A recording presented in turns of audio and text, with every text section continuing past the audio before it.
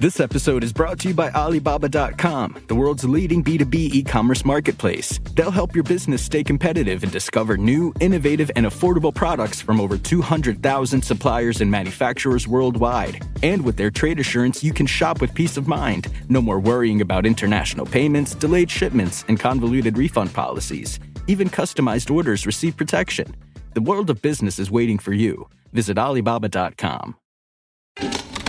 This is Theriault Media. Ladies and gentlemen, it's that time again. You're here for the action, the drama, the tension of us, and we're not talking about the octagon, we're talking about the arena of real estate investing. Welcome to a new episode of the Epic Real Estate Investing Podcast. In our first segment, we're diving deep into the written wisdom of the real estate world. The 10 best books for real estate investing. It's not just about page turners, but life changers. Forget bestseller lists, we're talking about blueprints for success. You don't want to miss these potent picks. Moving swiftly on to segment 2, we turn to the topic on everyone's mind, mortgage rates. The question is, when will mortgage rates go down? But it's not just about the when, it's also about the unseen costs of waiting for them to go down. Those invisible price tags can add up quickly, creating a financial domino effect. Get ready to harness your crystal ball and predict your way to profits. And just when you thought we couldn't up the ante, we've got the deal of the week lined up for you in one of the fastest appreciating markets in the USA. Brace yourselves for a white-knuckle ride into the world of epic deals and market movers. Finally, but by no means least, we've got a double whammy. Good news of the week, and this week in cryptocurrency, positivity meets digital prosperity. Whether you're a seasoned crypto crusader or a blockchain novice, we've got you covered. So strap in and let's go. Hey, strap in. It's time for the Epic Real Estate Investing Show. We'll be your guides as we navigate the housing market, the landscape of creative financing strategies, and everything you need to swap that office chair for a beach chair. If you're looking for some one-on-one help, meet us at reiace.com. Let's go, let's go, let's go, let's go, let's go. Let's go. Hey there, future real estate tycoon. You know, it wasn't easy coming up with a list of the 10 best books to read for real estate investing, but I did the heavy lifting for you so you can take the shortest path to your real estate success. And some of these, I know you're not expecting. Real quick though, before we get into the official list, there's an honorable mention that didn't make the list. Good book by Ken Fisher. You know him? Yeah. He wrote the book 10 Roads to Riches. The book, it takes you on a thrilling ride through the most common paths that can lead to financial success. From starting your own business, to climbing the corporate ladder to CEO, to hitching your wagon to a visionary and just being the number 2 in the company, to being a celebrity, to stealing it, legally, of course, the corporate raider type, to even marrying into wealth. And this book is worth mentioning because it will confirm for most people that investing in real estate is the average person's best shot at landing on wealth's doorstep. So check it out. I think you'll agree. And when it comes to real estate, the book makes a very specific distinction about it. Flipping houses ain't gonna get you there, but holding them will. All right, you ready for the 10 best books to read for real estate investing? Let's go. Now, the 10 best books to read for real estate investing is obviously subjective, and it will depend greatly on what you look to accomplish through your real estate investing. I'm going to assume that you're taking your real estate seriously, and you aspire to the very least of it being a part-time business for you. If not, kicking the 9 to 5 to the curb and going full-time altogether. So that's where I'm coming from. All right. So book number 1, and I doubt you've ever heard of it. I mean, it's really rare, difficult to find. Rich Dad, Poor Dad by the legendary Robert Kiyosaki. You heard of him? Yeah, it's a classic, and it's responsible for rendering more people certifiably unemployable than any other force known to man. It's like a roller coaster ride of emotions. It'll make you laugh, make you cry, and it'll make you question everything you've ever been taught and believed to be true about finances. It's been criticized by many to leave you hanging, though, on the how-to part of real estate. But that's what book number 2 is for. The Millionaire Real Estate Investor by Gary Keller. Now, this book, it spills the beans on the secrets of success in the real estate realm, drawing from interviews with over 100 millionaire investors. What? It's like having a backstage pass to the minds of real estate's rich and famous. So, soak up their wisdom, adopt their mindset, their habits, their strategies, and best practices. From my perspective, it's everything you need to know.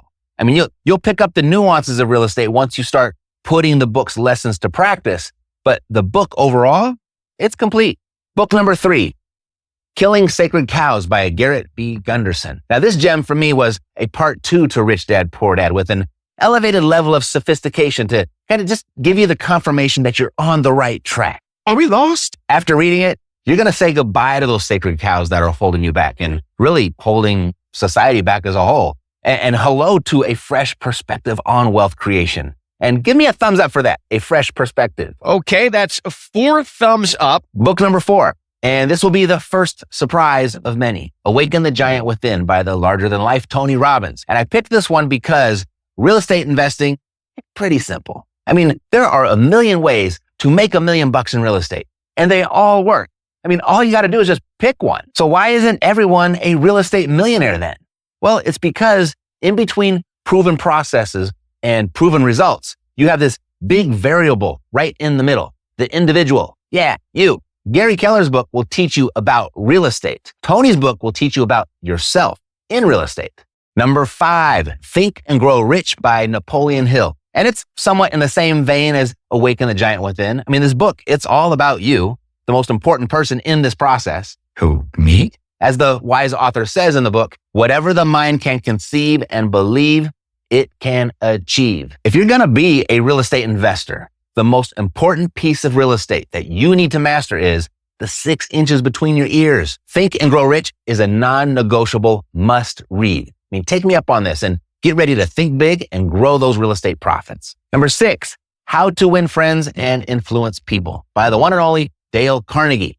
And why this book? Well, 2 reasons. First thing is real estate. It's a people business. I mean, every piece of it that you buy or sell is going to be from or to another person. Second, this book was written in 1936, and there hasn't been a better one written on people and relationships since. You'll walk away from this book with the social skills to win over clients, negotiate killer deals, and become the life of the real estate party. Number 7, Rich Habits by Thomas C. Corley. You know, the older you get, the more you'll realize it's your habits that determine your destiny. And if you want that to be a rich one, then you need the rich habits. Real estate, it's the vehicle to wealth, but it's your habits that drive the vehicle.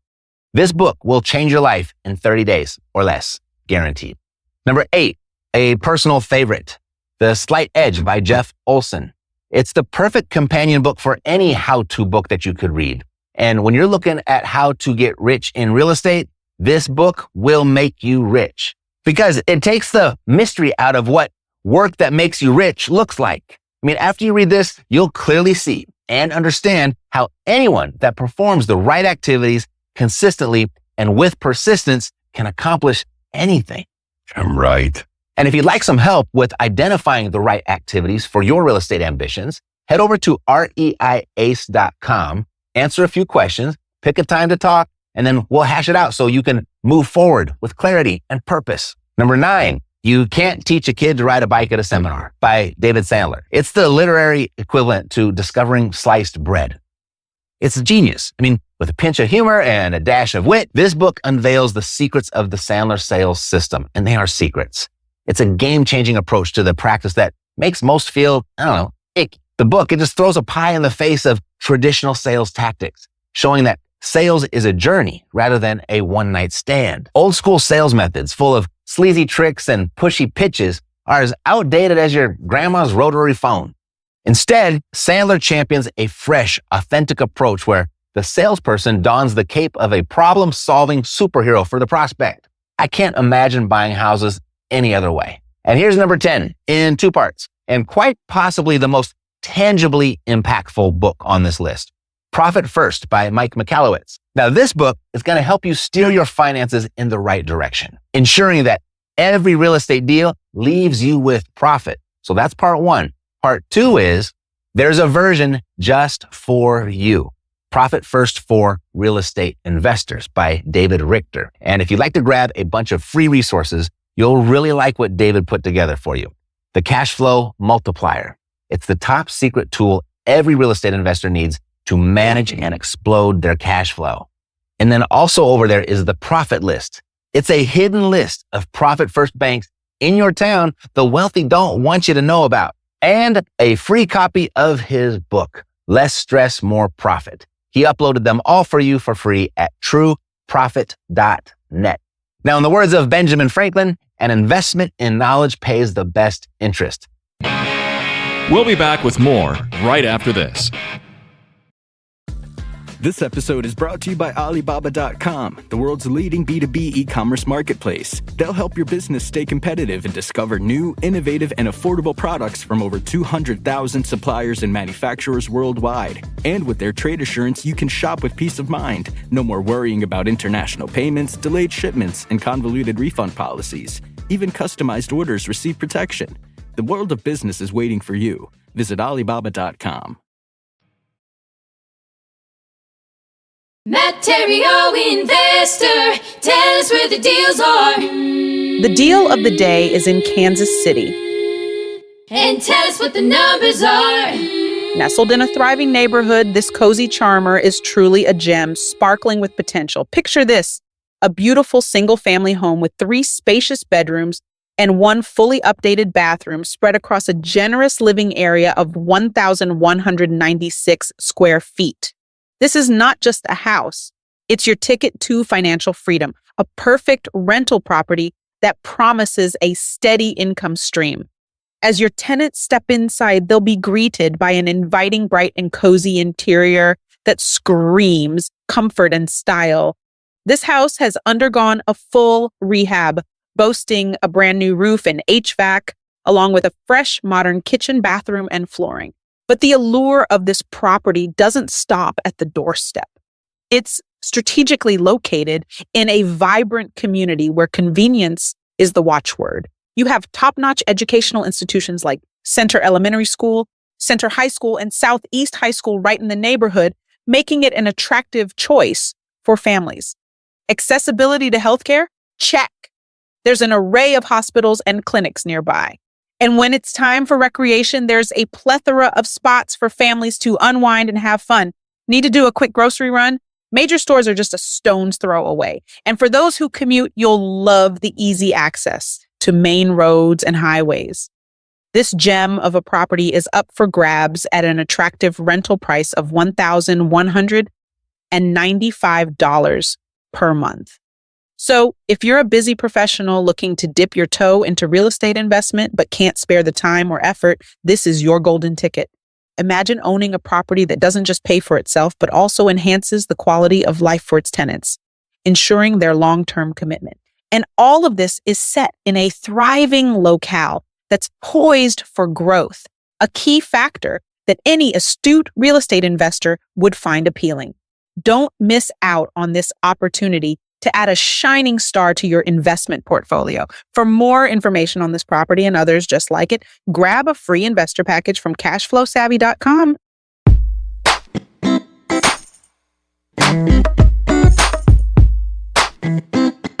Ever hear someone say, I have too much money? Me neither. Let's get you some more. Back to the show. Sitting on the sidelines waiting for these mortgage rates to come down is probably costing you more money than you think you're saving. Let's put it all into perspective. Are they really high?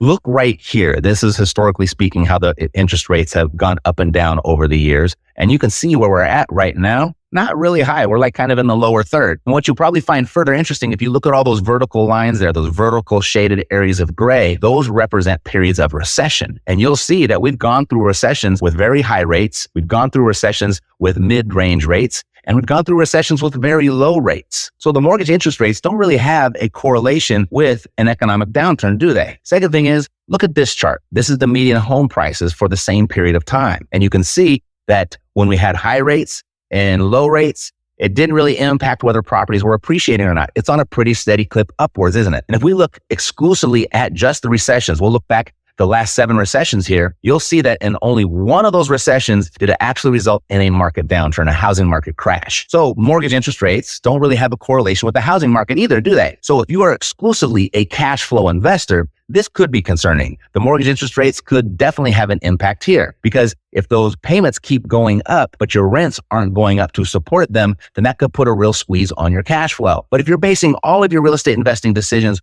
on that one profit center, that's akin to just throwing the baby out with the bathwater. I mean, after this, you're going to be the smartest person in the room the next time the subject of housing comes up. Because when it comes to inflation, right now, a lot of people are getting poor because of it. But there is a small group of people that are getting very, very rich because of it.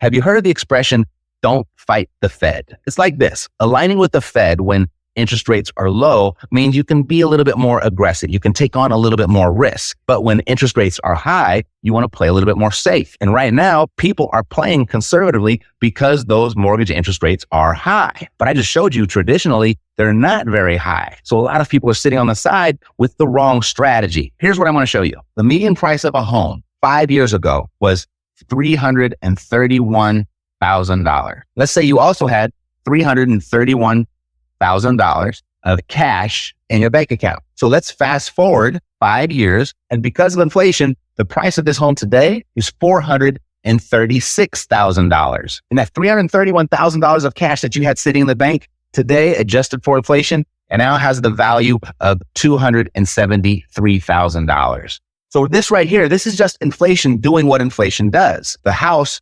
appreciated, the money depreciated. Here's how you use this information to get rich. What if we went back and we didn't use our own money, but we borrowed this money to purchase this house? We made $105,000 on the property because of inflation. And since we borrowed the debt, we actually only owe a real value of $273,000. Yes, nominally, we owe $331,000. But because of inflation, we owe a lot less, $58,000 to be exact. Inflation actually helps pay down our debt. And when we combine these two, we really increased our wealth by $163,000 by simply doing what the Fed does, by doing what your government does. We borrowed a depreciating asset to purchase an appreciating one. And it really didn't matter what the mortgage rates were doing. This would have happened anyway, because we live and operate within a debt-based inflationary system. That's how it works. I mean, how do you think the government is going to pay all their debts back? Well, they're not. They're going to leverage inflation to do it for them. What they're going to do is they're going to go print some more of this money, this depreciating asset, to go and pay off their debts and buy more appreciating ones. They're not going to pay it off. They're going to use inflation to pay it off. And if they can do it, so can you. And you can debate me all you want. In fact, I encourage it. But just understand this is how the wealthiest people in the world are operating. And if you still disagree, you are fighting the Fed. And it doesn't matter how you feel about it. It's just going to continue doing what it does. It's like if you were thrown into a river and you felt like it was the right thing to do to swim upstream. Well, that river, it doesn't care. It's going to do what rivers do. It's going to keep flowing. And you're not going to get to where you want to go upstream. Or you could just turn around and swim downstream with the current and have a much easier go about it. And you can still end up on a very nice bank somewhere. Those banks look just like the banks upstream. That river, it's going to always win. Just like the system is always going to win, despite what the mortgage rates do. They really don't matter all that much when you have this going on. So let's go ahead. I'm going to use the EPIC ROI matrix to demonstrate even further why sitting on the sidelines waiting for these mortgage rates to come down is probably costing you more money than you think you're saving. How could that be? Alrighty, so let's look at that. Okay, let's use that same house as an example. And we'll use its value today, $436,000. And we'll take a look at what it will be 5 years from now if we just ignore the mortgage interest rates and just keep on investing as we had been the last 3, 4, 5, 6, 7 years. But we're going to do this a little bit more traditionally. We're not going to borrow 100% of the money. We'll go ahead, we'll go down to Bank of America, Chase, whatever, Wells Fargo, and we're going to borrow 80%. We're going to put down 20%. And that's $87,200. That's our down payment. And we're going to borrow the rest. So that would be $348,800. This is our down payment. This is our loan. All right. So here is the ROI matrix. It looks just like this. And this represents the 4 profit centers of real estate. We've got appreciation. We've got cash flow. We've got depreciation, and we have amortization. So we're going to start with appreciation because this is what most people will look at when they are making a decision whether they want to invest in real estate or not. And you know this because they're going to ask you a question like, hey, do you think this is a good time to get into the market? What they're really asking is, are the prices low and are they going to be more next year? So they're banking on appreciation. That's what that question suggests. So we kind of have to guess and predict what appreciation is going to be. Lawrence Yun, the chief economist over at the National Association of Realtors, is predicting that housing values are going to appreciate about 1 to 2% above whatever inflation is doing. And we know the Fed's target is to get inflation back in check right at about 2.5%. That's where they like it to be. So if Lawrence is accurate, home values will probably appreciate 4, 5, 6% a year over the next 5 years. And if we go back and look, 20, 30, 40, 50 years, as long as we've been keeping records, that is about the average annual appreciation rate, about 4.5%. I think it's going to be much higher than that. I think we'll probably pull back a little bit before we go forward again. We'll just keep it very conservative and predict that we're going to appreciate 4% a year over the next 5 years. And that would be 20%. So our home value is $436,000. Multiply that by 20%. Our property will appreciate over the next 5 years by $87,200. Now we want to calculate our return on investment. And our actual investment here, when we borrow money, is not the whole amount. It's the down payment, the amount of money of our own money that we put into the deal. Coincidentally, it's the exact same number. I didn't predict that. I didn't think that through, but 20% appreciation over the next 5 years does equal 20% of a down payment. So what we want to do is we want to take the amount of money that we made per appreciation and divide it by the amount of money we put into the deal, which was $87,200. And that will give us a 100% return on our $87,200. So let's look at the cash flow now. This is probably where the mortgage interest rates are going to have an impact. So I just did a little bit of browsing on the internet and I found properties around this value that rent for anywhere from $2,500 to $3,000, $3,500. Most of them are right around $3,100, $3,200. I looked in Vegas, I looked in Arizona, I looked in Texas, I looked in Florida. And based on what we do here at Cash Flow Savvy, we provide turnkey properties all through the Midwest. That number's about right, about $3,200. So I'm going to go ahead and use that number, $3,200. That's the revenue, the monthly income that you could expect to receive on a property valued about this. Now, from that revenue, we have property expenses to consider. We've got taxes, we've got insurance, we've got maintenance, we got vacancy, we have property management. And so my quick and dirty math number for that is about 40%. We'll get to keep about 60% of this income right here each and every month. So if I multiply this by 60%, that's going to give me $1,920 a month that I get to keep. Now from there, I have to make my debt payments. I have to pay for the money that I borrowed over here. So I did a quick calculation at 6%. And what that payment would be is $2,091 a month. So you can see we're a little bit negative, aren't we? This is where the mortgage interest rates actually do have an impact on your investing. But remember, it's just one profit center. And we'll pull the whole picture together at the end and we can decide whether that's enough for us to get back into the market or for us to wait. So what that gives us is a negative cash flow of $171 per month. Over a year, that's negative $2,052. Multiply that over our 5 years that we're calculating for right now, and that's a loss in the cash flow department of about $10,000, $10,260 to be exact. And so what we'll do is we'll take this number and divide it by how much money we put in the deal, which was $87,200. And then what that gives us over a 5-year period is in a negative 11%. Now, let's look at depreciation. A lot of people don't factor this into their investment decisions, but it can be a very significant number, particularly when you start adding multiple properties to your portfolio. And what depreciation is that the IRS tax code gives you a tax credit as a property owner for the natural wear and tear on your property. And they give you that deduction for a certain period of time, what they've determined the usable period of that property. And I don't know how they came up with this number, but they came up with 27.5 years. But they don't allow you to depreciate the entire value. They only allow you to depreciate the structure itself. They won't allow you to depreciate the land because the land doesn't really depreciate. It'll still be here in 50 years, 100 years. So what they'll do is they'll allow you to depreciate 80% of the property value, the purchase price. And 80% will then be this number right here, $348,800. Made the math really easy because we borrowed 80% and we need 80% of the property's value.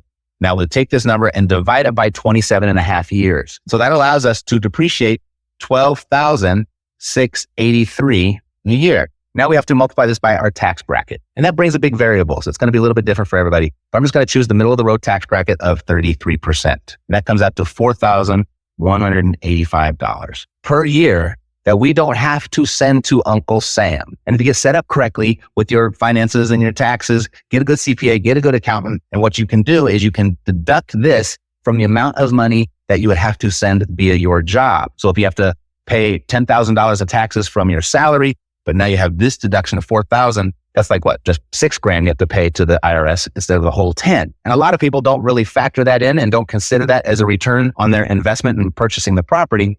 But it indeed is. It's not necessarily money that's going into your bank account, but it is specifically money that is not leaving your bank account. So it is indeed a return. Now, this is annually. We need to multiply this by 5 years because we're doing a 5-year projection. And that gives us $20,973. Yet we did not have to send to the IRS. Now we'll go ahead and we'll divide that by the amount of money that we put into the deal. Again, $87,200. And in this profit center, that equates to a 24% return. That's a real return, isn't it? Now let's look at the amortization. This is the paying down of the debt. And a lot of people don't consider this because they're so used to paying the mortgage on their own house, and they have a hard time kind of getting a grasp on how me paying money back that I borrowed is an actual return. Well, when it comes to your primary residence, it's not, because it is you paying yourself. You're paying back the loan. But when it's an income property, it's your tenant that's paying down the debt. The tenant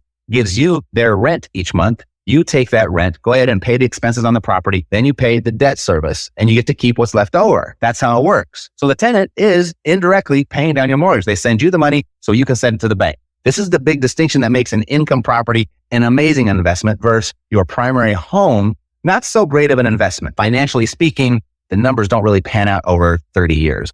But when the tenant is paying down your mortgage, that changes everything. So I just pushed pause and I ran to my computer really quickly. I pulled up an amortization calculator and looked at the actual schedule of how the principal is paid down based on the numbers that we have right here after making these payments of $2,091 a month to the bank over a 5-year period. It paid down your principal by $23,760. Now we'll take that, divide that by how much money we put into the deal, which is our $87,200, and that gives us a return of 27%.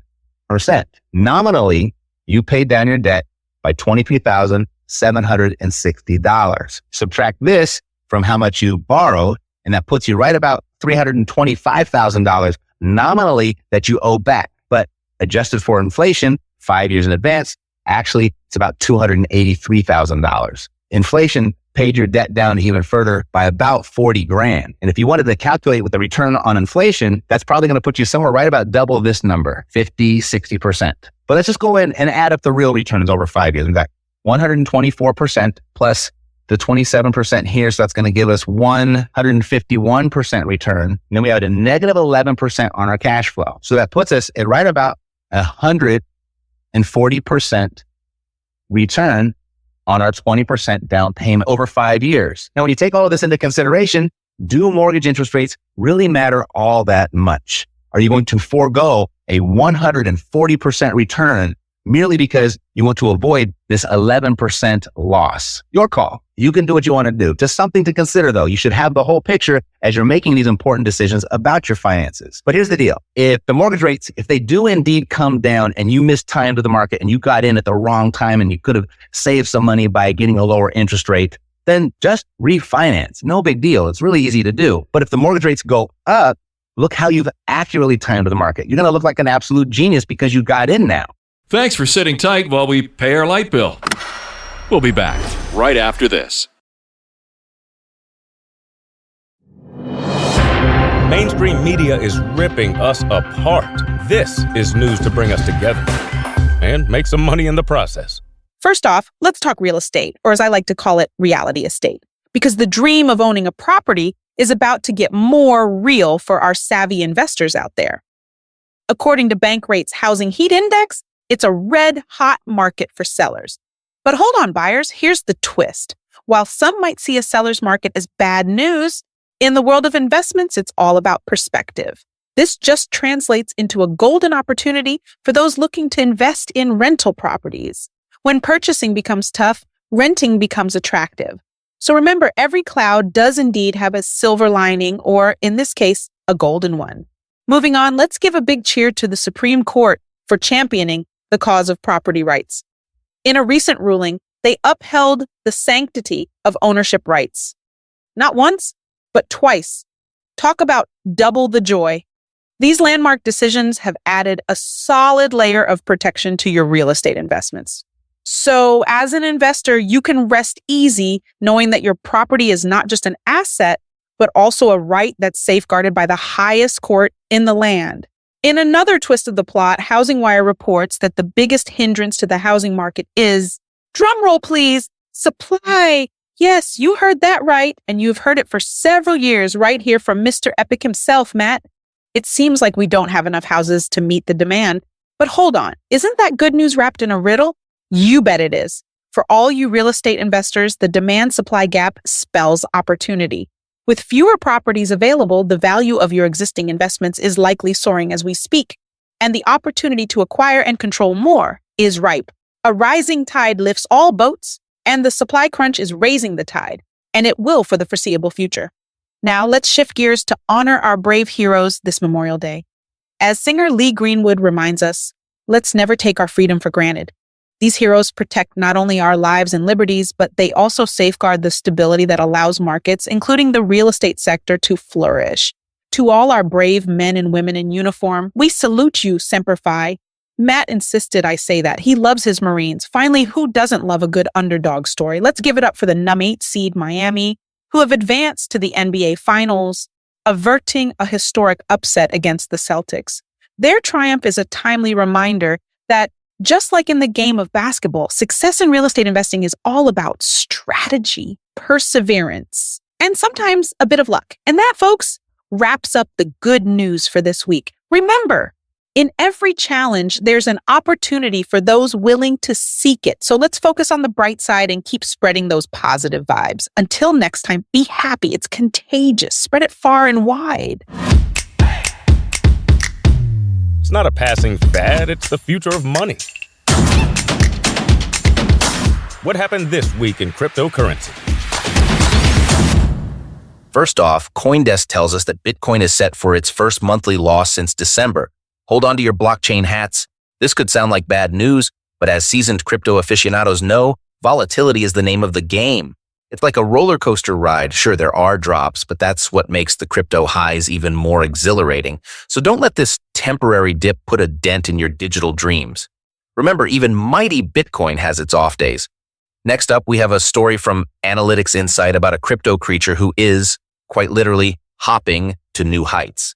Pepe the Frog, in his avatar as Pepe, has delivered a whopping 240% return in under a month. Now that's some serious leapfrog. This just goes to show that in the cryptoverse, fortune can favor even the froggiest. So keep those eyes peeled and those wallets ready. You never know where the next big hop might come from. And this just in. Didn't I just say this crypto ride is exhilarating? Yahoo Finance brings us this story hot off the press. It's an interesting angle on the recent rise in Bitcoin and Ethereum prices like it just happened. Some experts are linking the surge to uncertainties surrounding the U.S. debt ceiling. Crypto, it seems, is becoming a refuge for those wary of traditional markets. So here's a bright side to the story. If you've been dabbling in digital currencies, your portfolio might just be looking a bit more golden. As we wrap up this week's Chronicles, let's remember that in the world of crypto, the journey is as exciting as the destination. There are ups, downs, surprises around every corner, and of course, plenty of opportunities to strike digital gold. And that's it for the Crypto Chronicles. Until next week, keep calm, trade on, and may Satoshi's spirit guide you to digital prosperity. See you in the next block. And that wraps up the Epic Show. If you found this episode valuable, who else do you know that might too? There's a really good chance you know someone else who would. And when their name comes to mind, please share it with them and ask them to click the subscribe button when they get here, and I'll take great care of them. God loves you, and so do I. Health, peace, blessings, and success to you. I'm Matt Theriault, living the dream. Yeah, we got the cash flow. You didn't know, homeboy, we got the cash flow.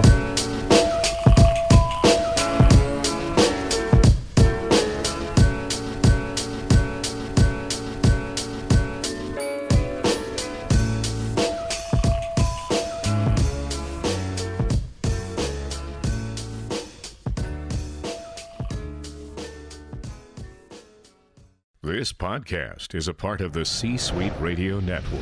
For more top business podcasts, visit c-suiteradio.com.